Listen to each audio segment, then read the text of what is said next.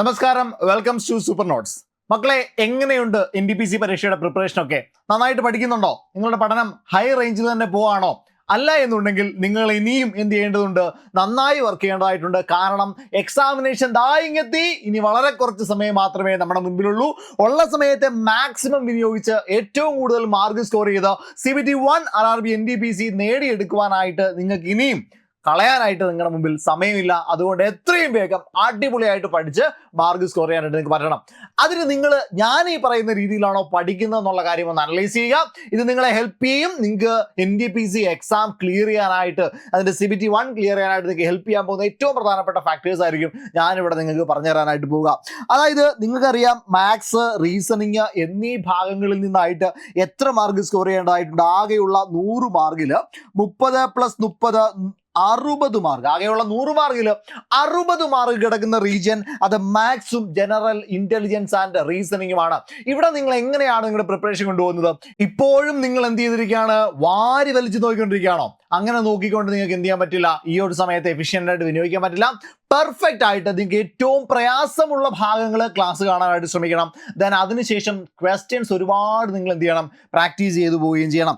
അങ്ങനെ ഒരു practice plus revision എന്ന് പറയുന്ന ഒരു സ്ട്രാറ്റജിയിലൂടെ മാത്രമേ നിങ്ങൾക്ക് എന്ത് ചെയ്യാൻ പറ്റുള്ളൂ. ഇനിയുള്ള സമയത്ത് മാത്സ് ആൻഡ് റീസണിങ്ങിനെ കീഴടക്കാനായിട്ട് പറ്റുള്ളൂ. അപ്പോൾ നിങ്ങൾ മാക്സിമം എന്ത് ചെയ്യണം? റിവിഷൻ ചെയ്യണം. അതായത് പഠിച്ച കാര്യങ്ങളൊന്ന് റിവൈൻഡ് ചെയ്ത് തരണം. എന്നിട്ട് എന്ത് ചെയ്യണം? പ്രാക്ടീസ് ചെയ്യണം. ഓരോരോ ക്വസ്റ്റ്യൻസ് എടുത്ത് നിങ്ങൾക്ക് പ്രാക്ടീസ് ചെയ്യാനായിട്ട് പറ്റണം. ഓക്കെ, അതിന് വേണ്ടിയിട്ടുള്ള ഒരു ശ്രമമാണ് നിങ്ങളുടെ ഭാഗത്തു നിന്ന് ഇനി മാത്സും റീസണിങ്ങിലും ഉണ്ടാകേണ്ടത്. കാരണം 60 മാർക്കിന്റെ റീജിയൻ ആണ്. ആകെയുള്ള 100 മാർക്ക് ചെയ്യാനായിട്ട് 90 മിനിറ്റ് ആണ് കിട്ടുക. അപ്പോൾ സമയത്തിനവിടെ പ്രസക്തിയുണ്ട്. സ്പീഡ് കൂട്ടേണ്ടതായിട്ടുണ്ട്. നിങ്ങൾ മാക്സിമം സ്പീഡിലേക്ക് എത്തണം. അപ്പോൾ റീസണിങ് ഒക്കെ ആണെങ്കിൽ പെട്ടെന്ന് നോക്കുമ്പോൾ തന്നെ ഉത്തരം കിട്ടുന്ന കുറേയധികം ചോദ്യങ്ങൾ വരും. അപ്പോൾ അതൊക്കെ ചെയ്ത് വേണം നിങ്ങൾ എന്ത് ചെയ്യാനായിട്ട്? പ്രാക്ടീസ് ചെയ്ത് ബെറ്റർ ആവാനായിട്ട്. അതിന് മാത്രം ചോദ്യങ്ങൾ നിങ്ങൾ എന്ത് ചെയ്യണം? പ്രാക്ടീസ് ചെയ്യേണ്ടതായിട്ടുണ്ട്. അപ്പോൾ അവിടെ പ്രാക്ടീസ് ആണ് മാത്സ്, റീസണിങ് എന്നീ ഭാഗങ്ങളിൽ ഇനി നിങ്ങൾ കൂടുതലായിട്ട് ചെയ്യേണ്ടത്. അതേപോലെ തന്നെ റിവിഷൻ. ഏറ്റവും പ്രയാസമുള്ള ക്ലാസ്സുകൾ വീണ്ടും കാണുക. ആ ക്ലാസ്സുകൾ കണ്ടു പഠിക്കാനായിട്ട് ശ്രമിക്കുക. ദെൻ ബാക്കിയുള്ളിടത്ത് പക്കാ റിവിഷൻ കൊടുക്കുക. എക്സാം ഡേറ്റ് ഒന്നും വന്നിട്ടില്ല. ജൂൺ 2 എന്ന് പറയപ്പെടുന്നത് മാത്രമേ ഉള്ളൂ. അതായത് നമ്മുടെ മുൻപിൽ ഇനിയും എന്തുണ്ട് മക്കളെ? ഇനിയും ഒരു 1.5 മാസത്തെ സമയമുണ്ട്. അതായത് ഏകദേശം ഒരു 45+ ഡേയ്സ് ഇപ്പോഴും നമ്മുടെ മുൻപിലുണ്ട്. അപ്പോൾ പഠിച്ചു തീർക്കാനായിട്ട് ഇനിയും സമയം നിങ്ങളുടെ മുൻപിലുണ്ട്. അപ്പോൾ ക്ലാസ്സുകൾ കാണാനുള്ള ക്ലാസ്സുകൾ നിങ്ങൾ എന്ത് ചെയ്യുക? ഇനിയുള്ള ക്ലാസ്സുകൾ കാണുക. അതേപോലെ തന്നെ നോട്ട്സ് കൃത്യമായിട്ട് ചെയ്തു നോക്കുക. നിങ്ങളുടെ പ്രാക്ടീസ് ചെയ്ത് നിങ്ങളുടെ സമയത്തെ ബൂസ്റ്റ് ചെയ്ത് മുന്നോട്ട് കൊണ്ടുവരാനായിട്ട് ശ്രമിക്കുക. ഇതാണ് മാത്സിലും റീസണിങ്ങിലും നിങ്ങൾ ചെയ്യുക. ഇത് തന്നെയാണോ നിങ്ങൾ ചെയ്യുന്നതെന്നുള്ള കാര്യം ഒന്ന് വിശകലനം ചെയ്യുക. അല്ല എങ്കിൽ ഇനി നിങ്ങൾ എന്ത് ചെയ്യണം? ഈ രീതിയിലേക്ക് വരണം. കൂടുതൽ ക്വസ്റ്റ്യൻസ് പ്രാക്ടീസ് ചെയ്യണം. അതേപോലെ തന്നെ ഏറ്റവും പ്രയാസമുള്ള ഭാഗങ്ങളുടെ ക്ലാസ്സുകൾ എന്ത് ചെയ്യാൻ ശ്രമിക്കുക? കാണാനായിട്ട് ശ്രമിക്കുക. ഒന്നാമത്തെ കാര്യം. 2, നിങ്ങൾ ജനറൽ നോളജിലേക്ക് വന്നാൽ അവിടെ 40 മാർക്കിന്റെ റീജിയൻ ആണ്. 40 മാർക്സ്, അതായത് 40% ആണുള്ളത്. നിങ്ങൾ ഇവിടെ വേഗത്തിൽ ക്വസ്റ്റ്യൻസ് ചെയ്യാൻ പറ്റിയാൽ, ഭയങ്കരമായിട്ട് സമയത്തെ വിനിയോഗിക്കാനായിട്ട് നിങ്ങൾക്ക് പറ്റിയാൽ, മിച്ചം കിട്ടുന്ന സമയം നിങ്ങൾക്ക് മാത്സിലേക്കും റീസണിങ്ങിലേക്കും കൊടുക്കാനായിട്ട് പറ്റും. ഓക്കെ അല്ലടാ? മാത്സിനും റീസണിങ്ങിലും കൂടുതൽ സമയം വേണം. അപ്പോൾ ഈ പറയുന്ന GKക്ക് വളരെ കുറച്ച് സമയം മാത്രമേ കൊടുത്തുള്ളൂ എങ്കിൽ ബാക്കി മുഴുവൻ സമയം നമുക്ക് എവിടെ സ്പെൻഡ് ചെയ്യാനായിട്ട് പറ്റും? മാത്സിലും റീസണിങ്ങിലുമായി സ്പെൻഡ് ചെയ്യാനായിട്ട് പറ്റും. എന്നാൽ ഇവിടെ 40 മാർക്കുണ്ട്. അതും നിങ്ങൾ ശ്രദ്ധിക്കേണ്ടതാണ്. അതിന് നിങ്ങളുടെ മുൻപിൽ സ്റ്റാറ്റിക് GK ഉണ്ടാവും, ഫിസിക്സ്, കെമിസ്ട്രി, ബയോളജി, അതേപോലെ തന്നെ Indian history, geography, then economics, current affair, അതേപോലെ തന്നെ ജനറൽ നോളജ്, പൊളിറ്റി എന്നിങ്ങനെയുള്ള റീജിയൻസ് നിങ്ങൾക്ക് അവിടെ നിന്ന് പഠിക്കേണ്ടതായിട്ടുണ്ട്. അപ്പോൾ ഈ 40 മാർക്കിന് വേണ്ടി ഒരുപാട് ടോപ്പിക്സ് ഉണ്ട്. ഇനിയും എല്ലാ ടോപ്പിക്സും നമുക്ക് എന്ത് ചെയ്യാൻ പറ്റില്ല? പഠിക്കാനായിട്ട് പറ്റില്ല. ഇവിടെ നിങ്ങൾ ഇമ്പോർട്ടൻറ്റ് ടോപ്പിക്കുകൾ കണ്ടെത്തി പഠിക്കാനായിട്ട് ശ്രമിക്കുക. ഏറ്റവും ഇമ്പോർട്ടൻ്റ് ആയിട്ടുള്ള ടോപ്പിക്കുകൾ ഏതൊക്കെയാണെന്ന് കണ്ടെത്തി ആ ടോപ്പിക്കുകൾക്ക് ഇമ്പോർട്ടൻസ് കൊടുക്കാം. ദെൻ ഇവിടെ നിന്നുള്ള റിവിഷൻ എന്ത് ചെയ്യാൻ പാടില്ല? നിങ്ങൾ മുഴുവൻ ടോപ്പിക്കും കൂടി കുത്തിയിരുന്ന് റിവൈസ് ചെയ്യാൻ പാടില്ല. എന്ന് പറഞ്ഞാൽ എല്ലാ കണ്ടന്റും വാരി വലിച്ച് റിവൈസ് ചെയ്യാൻ പാടില്ല. അവിടെ നിങ്ങൾ മൈക്രോ ടോപ്പിക്കുകളായിട്ട് ഓരോ ടോപ്പിക്കുകളെ തിരിച്ച് മൈക്രോ നോട്ട്സിന്റെ സഹായത്തോടു കൂടി വേണം എന്ത് ചെയ്യാനായിട്ട് പഠിക്കാൻ. അതായത് ചെറിയ ടോപ്പിക്സ് ആയിട്ട് തിരിച്ച് മൈക്രോ നോട്ട്സിന്റെ ഹെൽപ്പോട് കൂടി വേണം നിങ്ങൾ പഠിക്കാൻ. അത് എങ്ങനെയാണ് പഠിക്കേണ്ടതെന്നുള്ളതിന്റെ ഒരു പെർഫെക്റ്റ് ഏതൊക്കെ ഭാഗങ്ങൾക്കാണ് നിങ്ങൾ ഇനി ഇമ്പോർട്ടൻസ് കൊടുക്കേണ്ടത് എന്നുള്ളതിൻ്റെ ഒരു പെർഫെക്റ്റ് ആയിട്ടുള്ള സ്ട്രാറ്റജിയാണ് ഞാനിവിടെ പറയുക. ഇപ്പം മോഡേൺ ഇന്ത്യ എടുക്കുകയാണ്. അവിടെ 1857 തൊട്ട് 1957 കലാപം തൊട്ട് 1947 എന്താണ് ഇന്ത്യക്ക് സ്വാതന്ത്ര്യം കിട്ടുന്നവരെയുള്ള കാര്യങ്ങളെല്ലാം വളരെ ഇമ്പോർട്ടൻ്റ് ആണ്.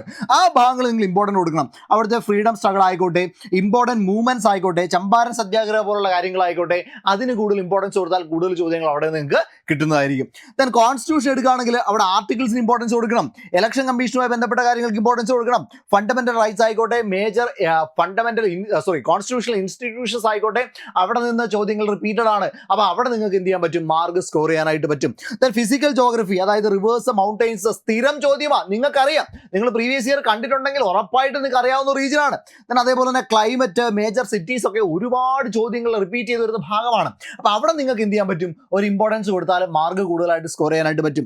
ദെൻ ബഡ്ജറ്റ് നോക്കിയാൽ 2025 ബഡ്ജറ്റ് വന്നു. ആ ബഡ്ജറ്റിനെ ഏറ്റവും ഹൈലൈറ്റ് ആയിട്ടുള്ള കാര്യങ്ങളെല്ലാം നിങ്ങൾ നന്നായിട്ട് പഠിക്കണം. അവിടെ നിന്നൊരു മാർക്ക് സ്കോർ ചെയ്യാൻ പറ്റും. ദെൻ ഇക്കണോമിക് റിഫോംസ് ഉണ്ടെങ്കിൽ അത് ബാങ്കിങ് സെക്ടറിലുള്ള മാറ്റങ്ങൾ, ഏറ്റവും അവസാനത്തെ ചില ബാങ്കുകളുടെ, ഇമ്പോർട്ടൻറ്റ് ബാങ്കുകളുടെ ഒക്കെ ഫിനാൻഷ്യൽ സ്റ്റേറ്റ്മെന്റ് എങ്ങനെയാണ് എന്നുള്ള കാര്യങ്ങളൊക്കെ അനലൈസ് ചെയ്ത് വെച്ചാൽ അവിടെ നിന്നൊക്കെ എന്ത് ചെയ്യാൻ പറ്റും? മാർക്ക് ചോദിക്കും. പരീക്ഷയ്ക്ക് ചോദ്യങ്ങൾ വരുന്നുണ്ട്, RPF ചോദ്യങ്ങളൊക്കെ അത്തരത്തിൽ വന്നിട്ടുണ്ട്. അപ്പം മാർക്ക് സ്കോർ ചെയ്യാനായിട്ട് നിങ്ങൾക്ക് പറ്റും. ദെൻ ബേസിക് കോൺസെപ്റ്റ്സ്, അതായത് 12ാമത്തെ സ്റ്റാൻഡേർഡ് വരെയുള്ള ഫിസിക്സ്, കെമിസ്ട്രി, ബയോളജി ഈ ഭാഗങ്ങളിൽ നിന്നുള്ള ചോദ്യങ്ങൾക്ക് നിങ്ങൾ ഇമ്പോർട്ടൻസ് കൊടുക്കണം. ഓക്കെ, അവിടെ നിന്ന് നിങ്ങൾക്ക് കൂടുതൽ മാർക്ക് സ്കോർ ചെയ്യാനായിട്ട് പറ്റും. കഴിഞ്ഞിട്ടില്ല human body, diseases, nutrition, genetics ഒക്കെ നിങ്ങൾ +2 വരെയുള്ള ടെക്സ്റ്റ് ബുക്കിലെ ഭാഗങ്ങൾക്ക് ഇമ്പോർട്ടൻസ് കൊടുത്താൽ അവിടെ നിന്നൊക്കെ നിങ്ങൾക്ക് ചോദ്യങ്ങൾ ഡെഫിനറ്റ്ലി വന്നിരിക്കും. ദെൻ പൊല്യൂഷൻ ആയിക്കോട്ടെ, ക്ലൈമറ്റ് ചേഞ്ച് ആയിക്കോട്ടെ, ബയോഡൈവേഴ്സിറ്റി ആയിക്കോട്ടെ, അവിടെ നിന്നും എന്താണ് ഇഷ്ടം പോലെ റിപ്പീറ്റ് ചെയ്യാറുണ്ട്. ക്ലാസിക്കൽ ഡാൻസസ്, ഫെസ്റ്റിവൽസ്, ഹിസ്റ്റോറിക്കൽ മൊന്യൂമെന്റ്സ്, ഇതൊക്കെ എന്താണ് സ്റ്റാറ്റിക് ജികെയിൽ നിന്ന് വരുന്ന ഭാഗങ്ങളാണ്. സ്റ്റാറ്റിക് ജികെയിൽ നിന്ന് റിപ്പീറ്റഡ് ആയിട്ട് ഇഷ്ടം പോലെ തവണ വന്നിട്ടുള്ള ചോദ്യങ്ങൾ എന്ത് ചെയ്യും? അവിടെ നിന്നൊക്കെ കിട്ടും. അപ്പോൾ ഇതൊക്കെ നിങ്ങൾക്ക് കിട്ടുന്നത് ക്വസ്റ്റ്യൻസ് പ്രാക്ടീസ് ചെയ്യുമ്പോഴാണ് അല്ലേ. അതായത് ഒന്ന് ക്വസ്റ്റ്യൻസ് നിങ്ങൾക്ക് പ്രാക്ടീസ് ചെയ്യാം, 2 മൈക്രോ നോട്ട്സ് ഉപയോഗിച്ചുകൊണ്ട് എങ്ങനെയാണ് റിവിഷൻ ചെയ്യാൻ പറ്റും. അത് എങ്ങനെയാണ് ചെയ്യേണ്ടതെന്നുള്ളത് ഞാൻ അടുത്ത സ്ലൈഡിൽ കാണിക്കാം. ഞാൻ ടോപ്പിക്സ് ഒന്നുകൂടി പറയുകയാണ്. മേജർ ടൂർണമെന്റ്സ് ആയിക്കോട്ടെ, അവാർഡ്സ് ആയിക്കോട്ടെ, പേഴ്സണാലിറ്റീസ് ആയിക്കോട്ടെ, അഥവാ റീസെന്റ് ആയിട്ട് നടന്നിട്ടുള്ള ഗെയിംസ് ആയിക്കോട്ടെ, അവിടെ നിന്ന് ചോദ്യങ്ങൾ വരും. നാഷണൽ, ഇന്റർനാഷണൽ അവാർഡ്സ്, അതായത് ഭാരതരത്ന പോലെയുള്ള, പത്മ അവാർഡ്സ് പോലെയുള്ള, നൊബേൽ പ്രൈസ് പോലെയുള്ള അവാർഡുകളിൽ നിന്ന് ചോദ്യങ്ങൾ വരും. ദെൻ പ്രൊമിനന്റ് ആയിട്ടുള്ള ചില ബുക്സ്, ഓതേഴ്സ് ഒക്കെ എന്താണ് റീസെന്റ് ആയിട്ട് വന്നിട്ടുള്ളതിൽ നിന്ന് ചോദ്യങ്ങളുണ്ട്. Then national, international days, women day പോലെയുള്ള ഡേയ്സ്, അതിന്റെ തീംസ്, അവിടെ നിന്നൊക്കെ ചോദ്യങ്ങൾ വരും. ദെൻ റീസെന്റ് ആയിട്ടുള്ള അഡ്വാൻസ്മെന്റുകൾ, ISROയുടെ മിഷനുകൾ, ദെൻ IT ഡെവലപ്മെന്റുകൾ, അവിടെ നിന്നൊക്കെ എന്ത് ചെയ്യുന്നുണ്ട്? ചോദ്യങ്ങൾ വരുന്നുണ്ട്. ദെൻ ഇമ്പോർട്ടൻ്റ് ആയിട്ടുള്ള ഇൻസ്റ്റിറ്റ്യൂഷൻസ്, ഹെഡ്ക്വാർട്ടേഴ്സ്, നിക്നെയിംസ്, ഇതൊക്കെ എന്താണ് റിപ്പീറ്റഡ് ആയിട്ട് എന്താണ് ചോദ്യങ്ങൾ വരുന്ന ഒരു ഭാഗമാണ്. അപ്പോൾ എന്താണ് ഇത്തരത്തിലുള്ള ഇമ്പോർട്ടൻ്റ് ആയിട്ടുള്ള ഭാഗങ്ങൾ എന്നുള്ള ക്ലാസ്സുകൾ വേണം നിങ്ങൾക്ക് ഇനി കിട്ടാൻ. അതേപോലെ തന്നെ ഈ ക്ലാസ്സുകൾ മാത്രമല്ല, അതിൻ്റെ ക്വസ്റ്റ്യൻസ് പ്രാക്ടീസ് വളരെ ഇമ്പോർട്ടൻ്റ് ആണ്. നോട്ട്സ് വായിച്ച് റിവൈസ് ചെയ്യുക എന്നുള്ളതും വളരെയധികം ഇമ്പോർട്ടൻ്റ് ആയിട്ടുള്ള ഒരു കാര്യമാണ്. ദെൻ ഇവിടെയാണ് റിവിഷന്റെ പ്രാധാന്യം. അതെന്താണ്? മൈക്രോ നോട്ട്സ് എന്ന് പറഞ്ഞ് സൂപ്പർ നോട്ട്സ് ഇൻട്രൊഡ്യൂസ് ചെയ്ത കാര്യം നിങ്ങൾ എല്ലാവരും അറിഞ്ഞതാണ്. ഈ മൈക്രോ നോട്ട്സിന്റെ ക്ലാസ്സുകൾ യൂട്യൂബിൽ കിടപ്പുണ്ട്, കണ്ടാൽ മനസ്സിലാകും. അടിപൊളിയായിട്ട് റിവിഷന് വേണ്ടി പക്കയായിട്ട് സ്ട്രക്ചർ ചെയ്ത് വെച്ചിരിക്കുന്ന സാധനമാണ് മൈക്രോ നോട്ട്സ്. നോക്കിയാൽ ഓരോ ടോപ്പിക്സ് നോക്കി. ഇത് classical dance forms in India ആണ്. അവിടെ പറഞ്ഞിട്ടുണ്ട് ഭരതനാട്യം, അതേപോലെ തന്നെ കഥക്, ദെൻ കഥകളി, മോഹിനിയാട്ടം കൃത്യമായിട്ട് പറഞ്ഞിട്ടുണ്ട്. അതിന്റെ പ്രത്യേകതകൾ പറഞ്ഞിട്ടുണ്ട്.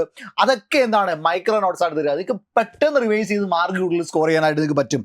ദെൻ അതേപോലെ തന്നെ രണ്ടുപേരുടെ ഇമ്പോർട്ടൻറ്റ് മൊണ്യൂമെന്റ്സ്, താജ്മഹൽ, കുതബ് മീനാറിനെ പറ്റി, റെഡ് ഫോർട്ടിനെ പറ്റി, ഇന്ത്യ ഗേറ്റിനെ പറ്റിയൊക്കെ സ്ഥിരമായിട്ട് ചോദ്യങ്ങൾ വരുന്ന ഭാഗമാണ്.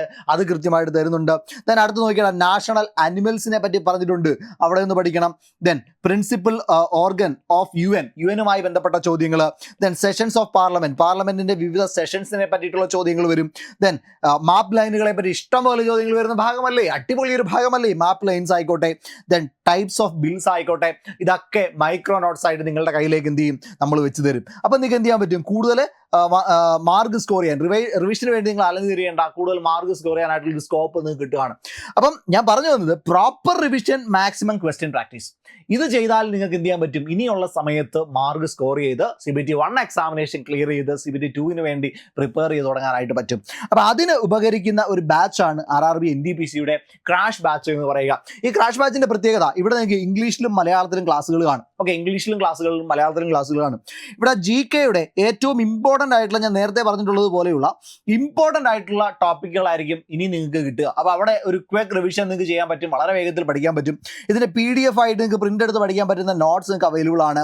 അതിൻ്റെ ക്വസ്റ്റ്യൻസ് നിങ്ങൾക്ക് എന്താണ് അവൈലബിൾ ആണ്. കഴിഞ്ഞിട്ടില്ല, നിങ്ങൾക്ക് എന്താണ് മലയാളത്തിലും ഇംഗ്ലീഷിലും എന്ത് ചെയ്യുന്നുണ്ട്, ക്ലാസ്സുകൾ കിട്ടുന്നുണ്ട്. ഇതാണ് ഈ ഒരു RRB NTPCയുടെ ക്രാഷ് ബാച്ചിൻ്റെ പ്രത്യേകത. 1999 രൂപയാണ് ഈ ഒരു ബാച്ചിലേക്ക് കയറാനുള്ള ജോയിനിങ് ഫീ. ദെൻ നിങ്ങൾ എല്ലാവർക്കും എന്ത് ചെയ്യാൻ പറ്റും, ഈ ഒരു നമ്പറിലേക്ക് ബന്ധപ്പെടാൻ പറ്റും. 8281223366 എന്ന് പറയുന്ന നമ്പറിലേക്ക് ബന്ധപ്പെടാൻ പറ്റും. ഇവിടെ നിങ്ങൾക്ക് ക്വസ്റ്റ്യൻ പ്രാക്ടീസിന് വേണ്ടിയിട്ടുള്ള ലൈവ് സെഷൻസ് കാണും. എല്ലാ ദിവസവും എന്താണ് ലൈവ് സെഷൻസ് ഉണ്ട്. അവിടെ നിങ്ങൾക്ക് കൂടുതൽ ക്വസ്റ്റ്യൻസ് എന്ത് ചെയ്യാൻ പറ്റും, പ്രാക്ടീസ് ചെയ്യാനായിട്ട് പറ്റും. ഇമ്പോർട്ടൻ്റ് ആയിട്ടുള്ള എല്ലാ കാര്യങ്ങളും പഠിച്ച് അടിപൊളിയായിട്ട് പരീക്ഷയ്ക്ക് പോയി മാർക്ക് സ്കോർ ചെയ്യാനായിട്ട് പറ്റുന്ന എല്ലാ സാഹചര്യങ്ങളും ഈ ഒരു ബാച്ചിൻ്റെ ഭാഗമായിട്ട് കാണും. നിങ്ങൾക്ക് കൂടുതൽ ക്വസ്റ്റ്യൻസ് പ്രാക്ടീസ് ചെയ്യണമെന്നാണ് ആഗ്രഹമെങ്കിൽ നിങ്ങൾക്ക് RRB NTPCയുടെ ഗ്രാജുവേറ്റ് അണ്ടർ ഗ്രാജുവേറ്റിന് വേണ്ടിയിട്ടുള്ള ഒരു CBT 1 അതേപോലെ തന്നെ CBT 2 ഉപയോഗിക്കാൻ പറ്റുന്ന ഒരു ടെസ്റ്റ് പാക്ക് അവൈലബിൾ ആണ്. ഈ ടെസ്റ്റ് പാക്കിന് വെറും 280 രൂപയാണ് അവൈലബിൾ ആയിട്ടുള്ളത് കേട്ടോ. ഈ ടെസ്റ്റ് പാക്കിന് 280 രൂപയേ ഉള്ളൂ. അവിടെ ചാപ്റ്റർ വൈസ് ടെസ്റ്റുകളുണ്ട്, അതേപോലെ തന്നെ നിങ്ങൾക്ക് പ്രാക്ടീസ് ടെസ്റ്റുകൾ കിട്ടും. ദെൻ അതേപോലെ 100 മാർക്കിൻ്റെ പ്രാക്ടീസ് ടെസ്റ്റുകൾ കിട്ടും. അതേപോലെ തന്നെ ഫുൾ ലെങ്ത് ടെസ്റ്റുകൾ നിങ്ങൾക്ക് കിട്ടും. അതായത് ഫുൾ ടോപ്പിക്സ് കവർ ചെയ്യുന്ന ഫുൾ ലെങ്ത് ടെസ്റ്റുകൾ നിങ്ങൾക്ക് അവൈലബിൾ ആയിരിക്കും. അപ്പോൾ എന്ത് ചെയ്യാം, ഇത് 280 രൂപ കൊടുത്തു കഴിഞ്ഞാൽ നിങ്ങൾക്ക് വാങ്ങിക്കാൻ പറ്റും. ഈ ഒരു ടെസ്റ്റ് പാക്ക് കൂടി ഉപയോഗപ്പെടുത്തി അടിപൊളിയായിട്ട് പഠിച്ച് എന്ത് ചെയ്യാൻ പറ്റും, നിങ്ങൾക്ക് ഈ ഒരു എക്സാമിനേഷൻ ക്ലിയർ ചെയ്യാനായിട്ട് പറ്റും. അപ്പോൾ എല്ലാവർക്കും ആശംസകൾ നേരുന്നു. കൃത്യമായിട്ട് അനാവശ്യമായ സമയമൊന്നും കളയാതെ ആവശ്യമുള്ളത് മാത്രം പഠിച്ച് എന്ത് ചെയ്യുക, എത്രയും വേഗം ജോലിയിലേക്ക് കയറുക. നിങ്ങൾക്ക് ബാച്ചിലേക്ക് ജോയിൻ ചെയ്യണമെങ്കിൽ 8281223366 ഈ ഒരു നമ്പറിലേക്ക് ബന്ധപ്പെട്ടാൽ മതിയാകും. Thank you so much.